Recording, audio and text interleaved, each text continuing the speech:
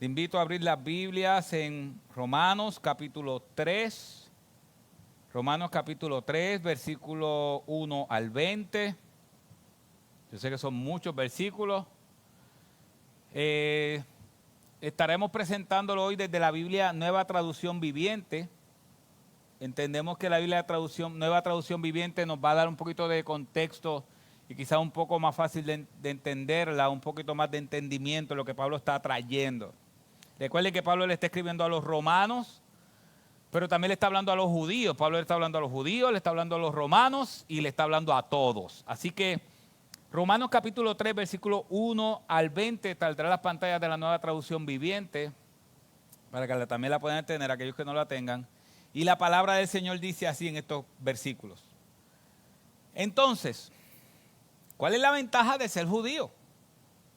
¿Tiene algún valor la ceremonia de la circuncisión? Claro que sí. Tiene muchos beneficios.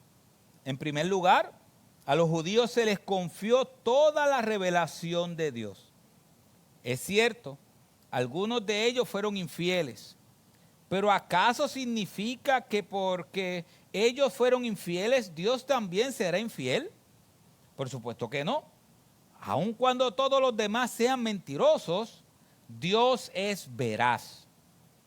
Como dicen las Escrituras acerca de Él, quedará demostrado que tienes razón en lo que dices y ganarás tu caso en los tribunales. Sin embargo, algunos podrían decir, nuestro pecado cumple un buen propósito porque muestra a otros lo justo que es Dios. ¿No es injusto entonces que Dios nos castigue? Este no es más que un punto de vista humano. De ninguna manera. Si Dios no fuera completamente justo, ¿cómo tendría autoridad para juzgar al mundo? Sin embargo, alguien podría seguir argumentando, ¿por qué Dios me juzga como pecador si mientras realza su veracidad le da más gloria a Él? Algunos incluso nos difaman asegurando que nosotros decimos, cuanto más pecamos, mejor. Los que dicen tales cosas merecen ser condenados. Ahora bien, ¿llegamos a la conclusión de que los judíos son mejores que los demás? Para nada. Tal como acabamos de demostrar, todos, sean judíos o gentiles, estamos bajo el poder del pecado. Como dicen las Escrituras, no hay ni un solo justo, ni siquiera uno. Nadie es realmente sabio, nadie busca a Dios. Todos se desviaron, todos se volvieron inútiles. No hay ni uno que haga lo bueno, ni uno solo. Lo que hablan es repugnante como el olor que sale de la tumba abierta. Su lengua está llena de mentiras. Veneno de serpientes gotea de sus labios. Su boca está llena de maldición y amargura. Se apresuran a matar. Siempre hay sufrimiento y destrucción en sus caminos. No saben dónde encontrar paz. No tienen temor de Dios en absoluto. Obviamente, la ley se aplica a quienes fue entregada, porque su propósito es evitar que la gente tenga excusas y demostrar que todo el mundo es culpable delante de Dios, pues nadie llegará jamás a ser justo ante Dios por hacer lo que la ley manda. La ley sencillamente nos muestra lo pecadores que somos. Padre, ayúdanos a entender tu palabra y a ponerla por obra en el nombre de Jesús. Amén y amén. Vivimos en un mundo donde saber la distinción para algunos entre el bien y el mal es difícil. Y hay veces que se hace la pregunta, ¿quién dice que algo está bien? ¿Quién dice que algo está mal? Estamos viendo en puntos donde la gente hace lo que bien le parece. Y realmente hoy veremos a Dios como un Dios, un juez justo, quien nos va a mostrar su carácter. Es importante que Pablo le está escribiendo a los romanos Y desde el versículo 16, el capítulo 1, versículos 16 y 17, que nos muestra el Evangelio, después en el versículo 18 en adelante, hasta ahora, nos está presentando el pecado que hay en la humanidad. El capítulo 1, 18 completo, hasta el terminar el capítulo 1, nos habla de que los gentiles son pecadores. Después en el capítulo 2 nos habla que los judíos son pecadores. Ahora en el capítulo 3, versículo 1 al 8, nos habla al judío que es pecador, le habla al judío que es pecador y después él termina diciendo que todos somos pecadores. Ahora, ¿cuál es la idea central del texto? Y es importante que usted la tenga para que pueda seguirla. Dios es justo. Pablo va a enseñarnos que Dios es justo y el hombre pecador. Que Dios es justo y el hombre pecador, y ante Él todos somos responsables por nuestros pecados. Eso es lo que va a enseñar Pablo. Pablo nos va a enseñar que Dios es justo. Y eso es lo primero que quiero que veamos en el texto. Dios es justo. Versículo 1 al 8. En los versículos 1 al 8, Pablo está hablando está haciendo como una pregunta, como si alguien hiciera unas preguntas. Recuerden que Pablo le está hablando a los judíos y le está diciendo que todos somos pecadores.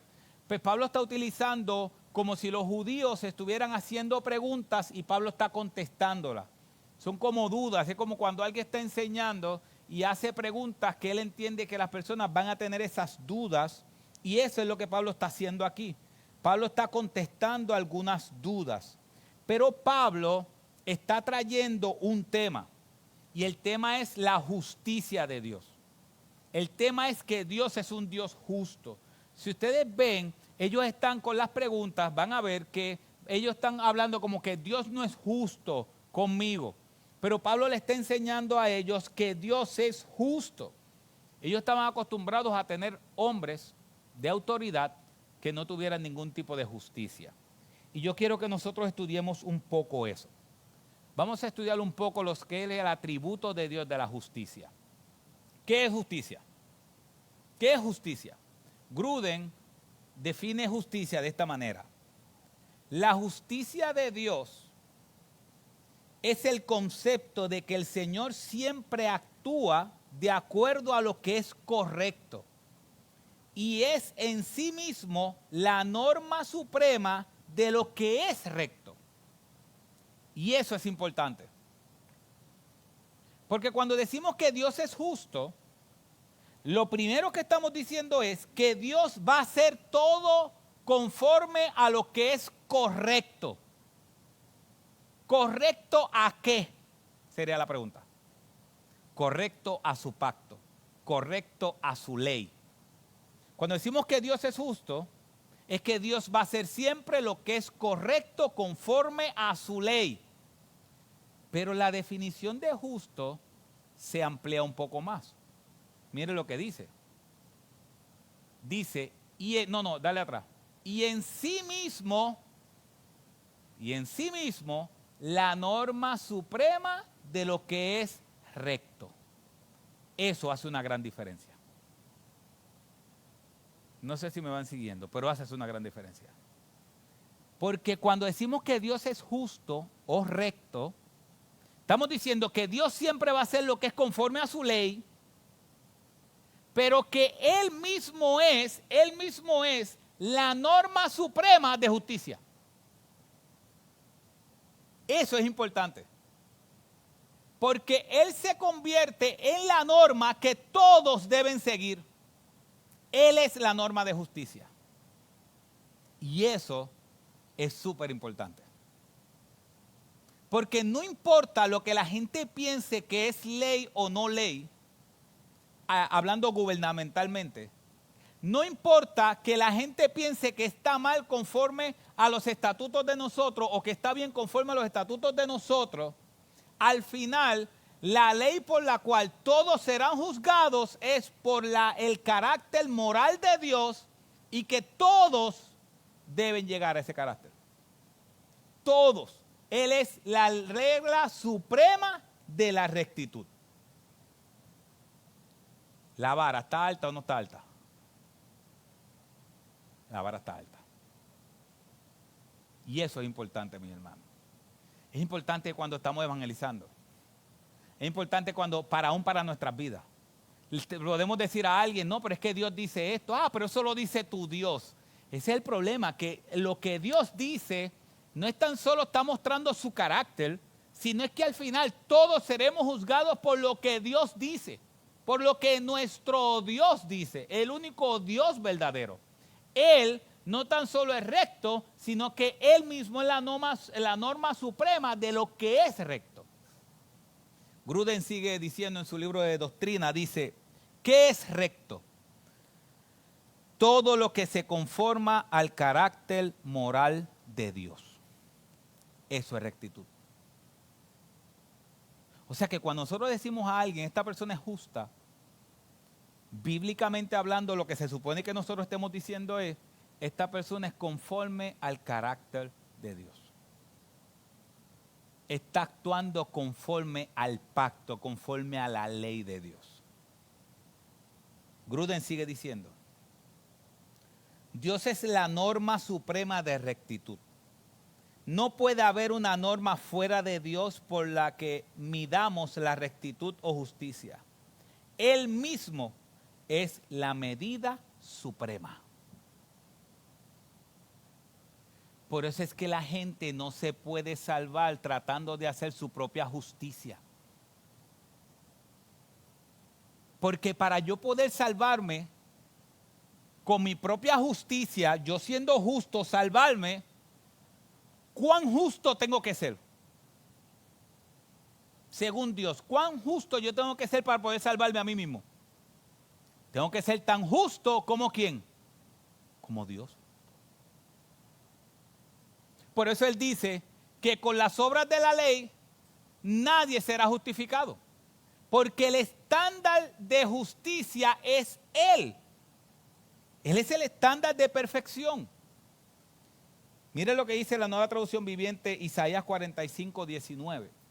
Saldrá a las pantallas, dice, yo proclamo firmes promesas en público, no susurro cosas oscuras en algún rincón escondido, no le habría dicho al pueblo de Israel que me buscara si no fuera posible encontrarme.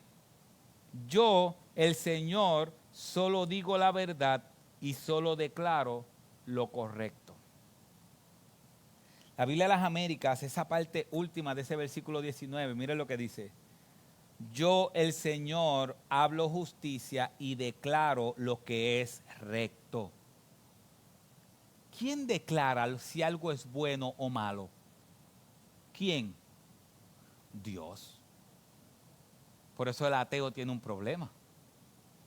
Porque cuando el ateo no puede medir las cosas entre bien y mal, porque el bien no existe. Y si el bien no existe, no puede medir las cosas entre el bien y el mal. Entonces lo que Dios está diciendo es, Dios declara la medida de lo que es recto, no nosotros. Dios declara la medida de lo que es recto como padre, como esposo, como creyente, como ser humano. Dios es el que declara lo que es recto. Y para poderse alguien salvar sin Cristo, necesita ser igual de recto que Dios. ¿Y eso es qué? Imposible. ¿Ven por qué necesitamos a Cristo? Porque nadie va a poder llegar al estándar de Dios. Nadie va a poder llegar a ser recto como Dios. Solamente ¿quién puede ser recto como Dios? Dios mismo. Por eso cuando decimos que Dios es justo, escuche bien, cuando decimos que Dios es justo, lo que estamos diciendo es que Dios es el estándar moral de lo que es correcto y recto.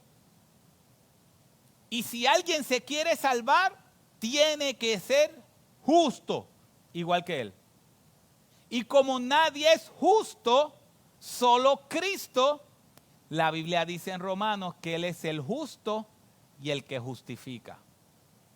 Eso es impresionante. ¿Sabe por qué? Romanos dice que Cristo es el justo y el que justifica.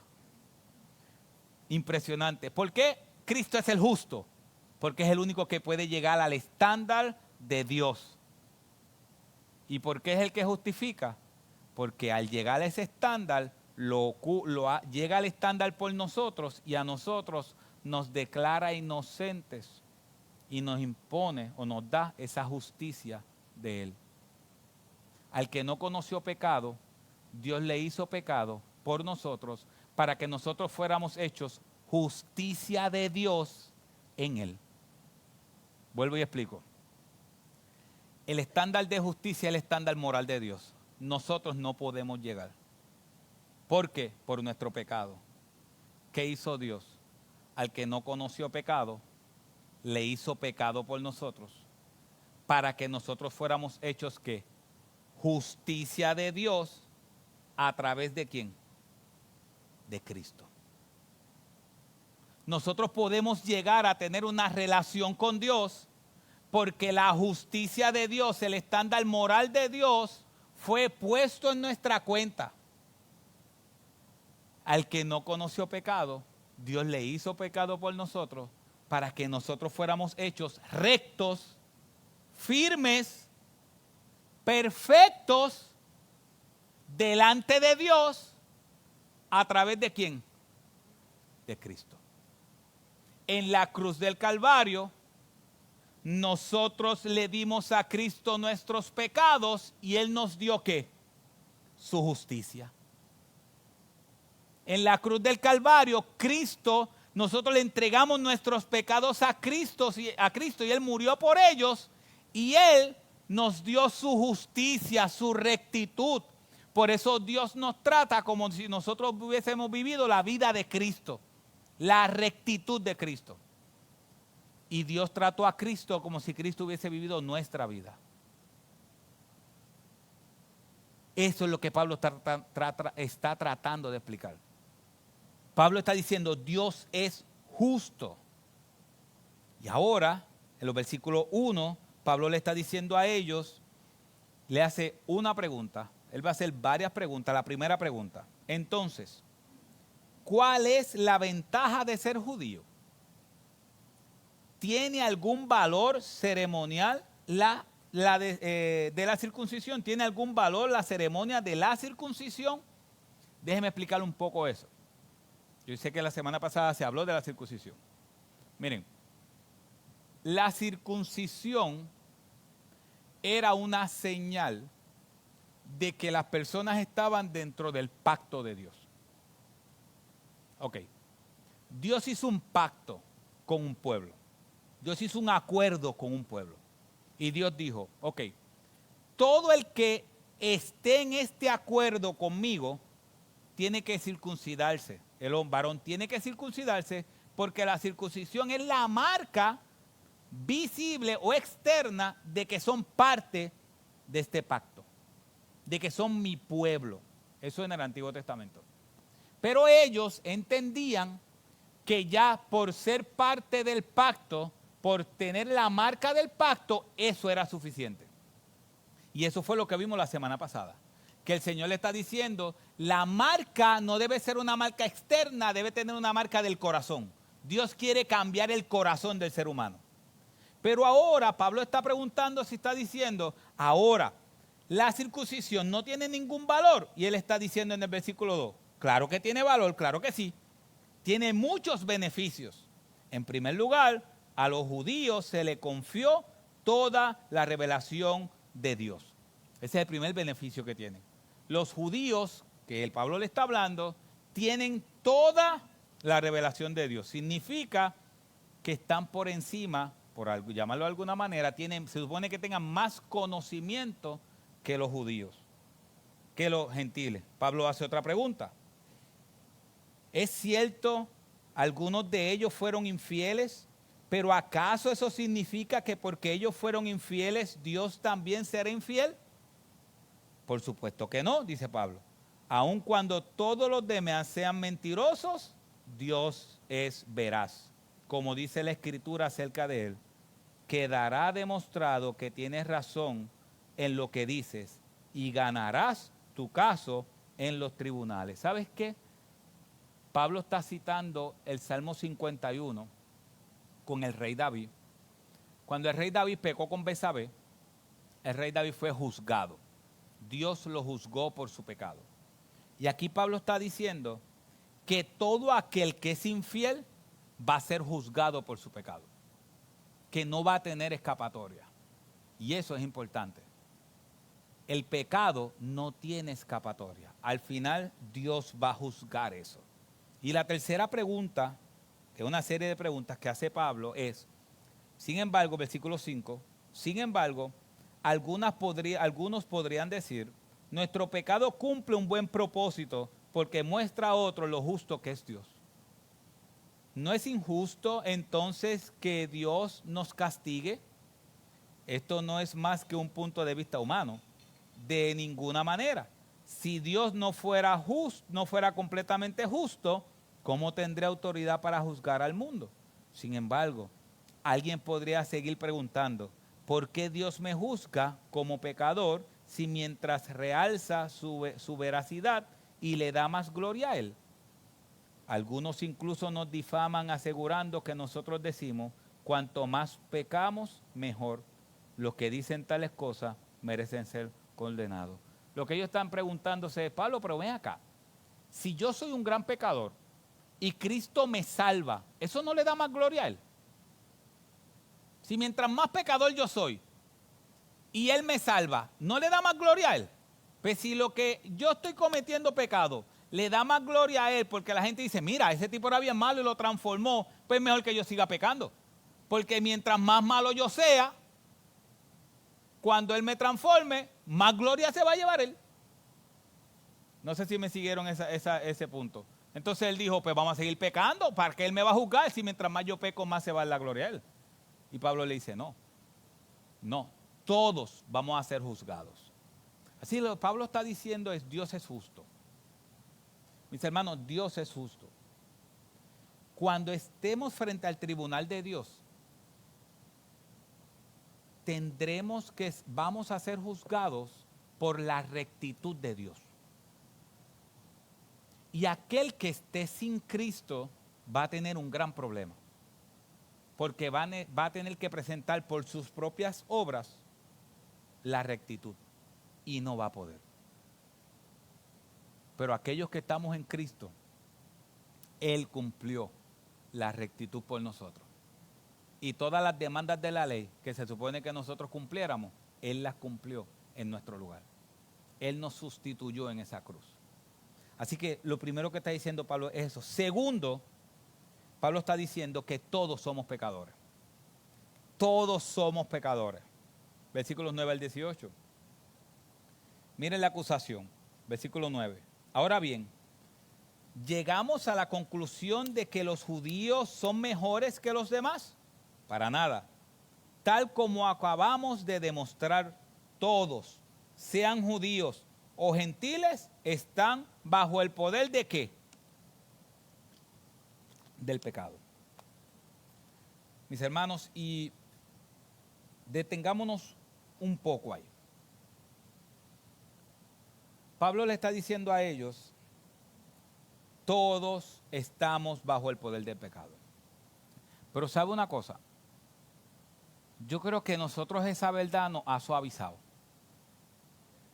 Nos ha suavizado. Yo creo que nosotros no sé si usted cree lo mismo que yo, pero yo creo que nosotros hemos suavizado y hemos utilizado mal la expresión de todos somos pecadores. Y cuando faltamos matrimonialmente, en el trabajo, en cualquier lugar, a veces nosotros sacamos la sombrilla de, es que todos somos pecadores. Y ya estamos acostumbrados a eso. Fallamos, es que todos somos pecadores. ¿Y sabes por qué hacemos eso?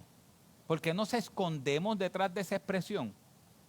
Porque a veces nosotros no sabemos la seriedad que Dios le da a cada pecado. Mire lo que es una definición de pecado. Pecado es transgresión. La palabra pecado significa transgresión. Que eso significa sobrepasar un límite, ilegalidad, violación a una ley conocida. Ustedes saben que nosotros pecamos y decimos, es que todos somos pecadores. Y ese todos somos pecadores es como una inyección de tranquilidad. Pequé, pero es que todos somos pecadores. Pero cuando Dios ve el pecado, no lo ve como nosotros lo vemos. Nosotros vemos el pecado como una falla. La falta de orar, la falta de estudiar la Biblia, cuando ofendemos algo, cuando salimos con un carácter incorrecto, cuando reaccionamos mal, cuando pecamos de omisión, de comisión. Para nosotros, aún dentro de la familia, que es mucho más fácil pecar dentro de la familia que afuera, vemos cada pecado como algo sencillo que simplemente tenemos que pedirle perdón a Dios. Pero cuando Dios ve el pecado, lo ve como una ilegalidad. Lo ve como una violación a la ley. Así Dios ve el pecado. Pero vivimos en un mundo donde el pecado es una falta o es una falla. La inmoralidad sexual es una falla. Pero si vemos, para Dios el pecado es una violación. Mira lo que dice 1 de Juan 3, 4. 1 de Juan 3, 4 dice, todo el que practica el pecado practica también la infracción de la ley, pues el pecado es infracción de la ley. ¿Cómo Dios ve el pecado? Como alguien que está violando su ley. Como algo ilegal. John Stott dijo, el pecado no es simplemente un lamentable abandono de los niveles morales tradicionales. Es, en su esencia, hostilidad para con Dios. Cada vez que nosotros pecamos, es hostilidad contra Dios. Estamos siendo hostiles, si somos creyentes, estamos siendo hostiles contra aquel que nos los dio todo. Contra aquel que nos los dio todo. Para nosotros es, como creyentes, es que todos somos pecadores. Para Dios, como lo ve, es, ustedes están siendo hostiles hacia mí. Ustedes me están atacando. Están violando la ley. Y aquí, después de Pablo hablar de eso, Pablo menciona la evidencia. Versículo 10 en adelante, Pablo comienza a decir, como dice las Escrituras, no hay ni un solo justo, ni siquiera, ¿qué? Uno. No le digamos a alguien, es que tú eres bien bueno. ¿Bajo qué estándar es bueno? Esta es la diferencia. Porque quizás bajo la percepción y estándar de uno, de un humano, uno dice, este hombre es bueno. Pero el estándar que hay que llegar, ¿cuál es el estándar? El de Dios. Y cuando Dios, que es la medida de lo bueno, diantre, qué problema. Qué problema para el que no es creyente. Dios es la medida de lo bueno. Cuando Dios tira la raya y pone la medida de lo bueno, que es su carácter, Él dice, no hay ni uno bueno. No hay. No hay ni tan siquiera uno. Nadie es realmente sabio. Y mira lo que dice, nadie busca ¿a quién? A Dios. Solamente cuando alguien busca a Dios, verdaderamente de corazón, es porque ya Dios está buscando ese corazón. No hay nadie que busque a Dios de corazón que Dios no haya movido ese corazón a buscarle. Porque no hay nadie que busque a Dios. Nadie es realmente sabio. Dice el versículo 12, todos se desviaron, todos se volvieron inútiles. No hay uno que haga lo bueno, ni uno solo. Vuelve a repetir lo mismo. Y él está utilizando diferentes salmos, Isaías, diferentes textos del Antiguo Testamento para demostrar que el ser humano a los ojos de Dios y al estándar moral de Dios, todos son malos. Dice, los que hablan es repugnante con el olor que sale, como el olor que sale de una tumba abierta. Su lengua está llena de mentiras. Veneno de serpiente gotea de sus labios. Su boca está llena de maldición y amargura. Se apresuran a matar. Siempre hay sufrimiento y destrucción en sus caminos. No saben dónde encontrar paz. No tienen temor de Dios en absoluto. Ese es el mundo que estamos viviendo. Y si tú estás aquí sin Dios, ese es el estándar que tienes que llegar.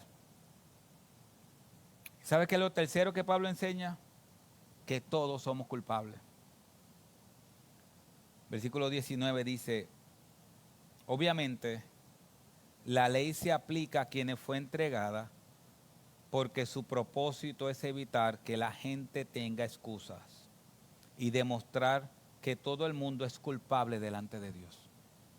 Mis hermanos, algo importante, y si tú estás aquí que no tienes a Cristo, mira eso. ¿Qué es no tener a Cristo? Que tu alma no se deleite, que tú no le hayas entregado tu vida realmente al Señor. Mira lo que dice. Dice, porque su propósito es evitar que la gente tenga excusas y demostrar que todo el mundo es culpable delante de Dios. Todos estaremos ante un juicio y se nos va a pedir rectitud absoluta. Todos. ¿Y qué dice? Que aunque todos vamos a estar allí y que no hay nadie que tenga excusa. Versículo 20. Pues nadie llegará jamás a ser justo ante Dios por hacer lo que la ley manda. La ley sencillamente nos muestra los pecadores que somos. Mis hermanos, este tema sigue. Versículo 21 en adelante sigue. Pero el 25:1 en adelante nos va a explicar lo que es el Evangelio. Cómo esa justicia de Dios se revela. Pero Pablo lo que ha hecho por 3 capítulos y medio es mostrarnos la gravedad del pecado. Es mostrarnos que el judío, que el religioso, no hay salvación en el religioso, que solamente confía en su religiosidad. Que aquel que no tiene a Cristo también está perdido. Que no hay esperanza. Y si tú crees que tú eres bueno, ¿a qué estándar tú eres bueno? ¿Bajo qué parámetros tú eres bueno? ¿Bajo los tuyos o bajo el parámetro de Dios? Cuando Dios dice, mi parámetro de justicia es el que todos deben cumplir. Así que si tú estás aquí y tú no le has entregado tu vida a Cristo, el estándar que tú tienes que llenar es el estándar moral de Cristo. Tiene que ser perfecto para que ese último día, el día del gran juicio final, tú puedas salir airoso. Pero tú sabes que no eres perfecto, sabes que eres pecador. Necesitas entonces que uno perfecto muera por ti en la cruz del Calvario. Necesitas tomar todos tus pecados y dárselos a ese único perfecto que murió en la cruz. Y ese perfecto decidió su justicia, su rectitud, ponértela a ti. Y eso se llama la sustitución. Dios nos sustituyó en la cruz. En la cruz Él cargó mis pecados y yo en la cruz recibí su justicia. Recibí su rectitud.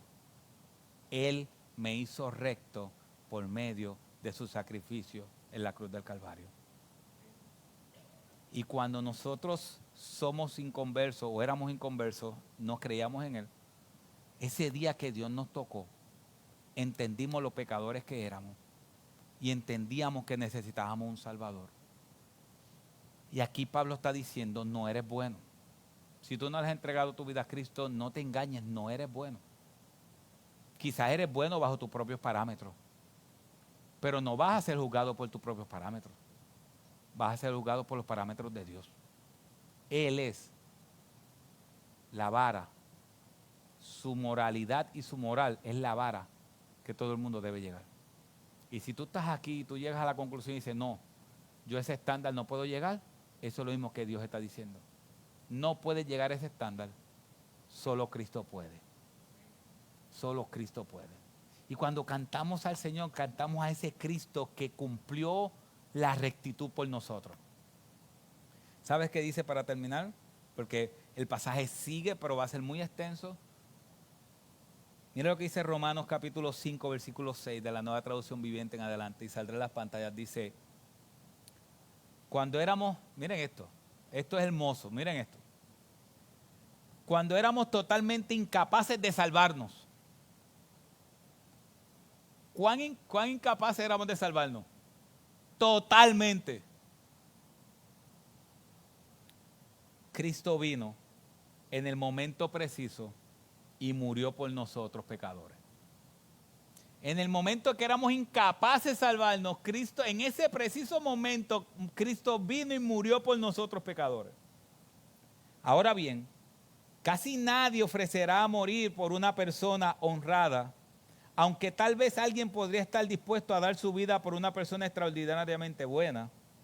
Pero Dios mostró el gran amor que nos tiene al enviar a Cristo a morir por nosotros cuando todavía éramos pecadores.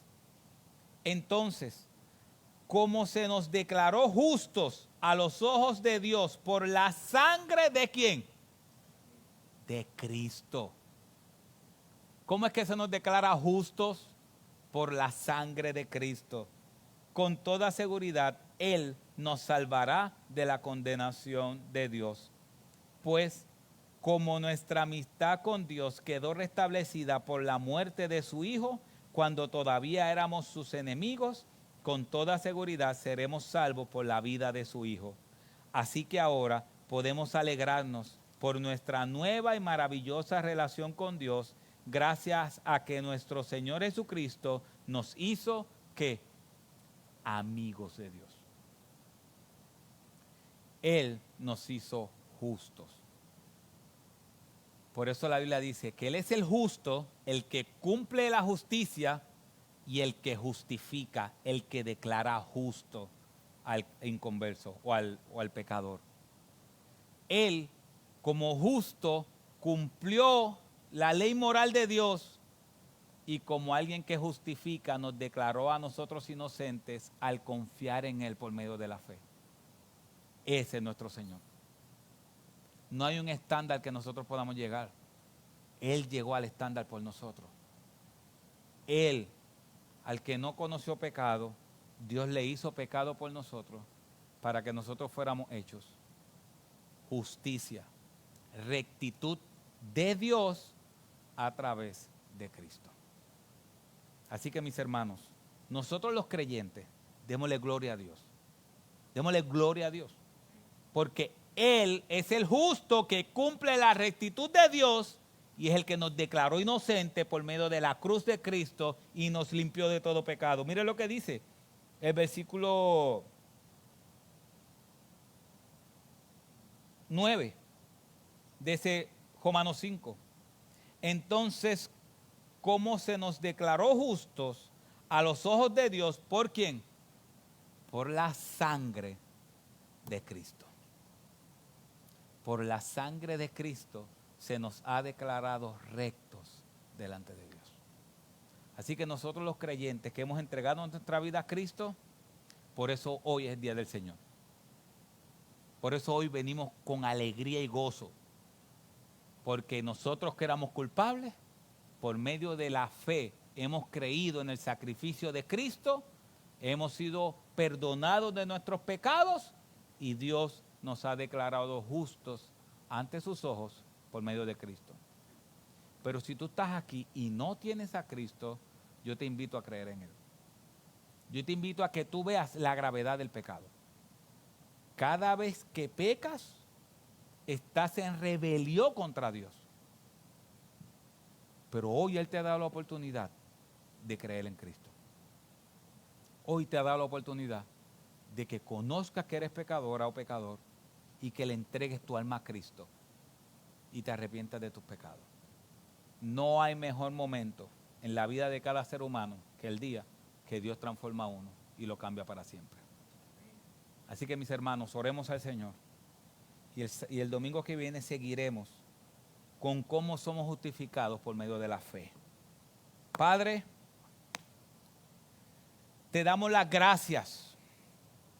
Gracias, Señor, porque hemos sido declarados justos por aquel que es el justo y el que justifica. Señor, todos son pecadores, todos somos pecadores ante tus ojos. Pero aquellos que Cristo ha pagado por nuestra culpa, hemos sido declarados justos delante de ti. Señor, gracias. Gracias porque ninguna condenación hay para aquellos que han sido declarados justos delante de ti. Gracias por el perdón de nuestros pecados, Señor. Y gracias porque nos diste la oportunidad de arrepentirnos de nuestros pecados. Señor, aquí hay personas que no te conocen o nos están viendo a través de las redes. Hay personas que no te conocen. Padre, este texto ha mostrado que son pecadoras.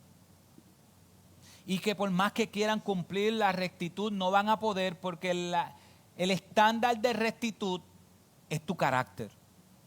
Muéstrale, Señor, que son pecadores y que necesitan un Salvador, que necesitan un cambio del corazón, que todo ese pecado que nos dice Romanos 3:9 en adelante es el pecado que está en el alma de ellos. Padre, llévalos al arrepentimiento y a la fe. Que puedan reconocer que solo Jesucristo puede dar perdón por medio de su cruz. Y que hoy sea el día que al fin entreguen su alma a Él. Padre, que reconozca que son pecadores y que tú solamente los puedes salvar.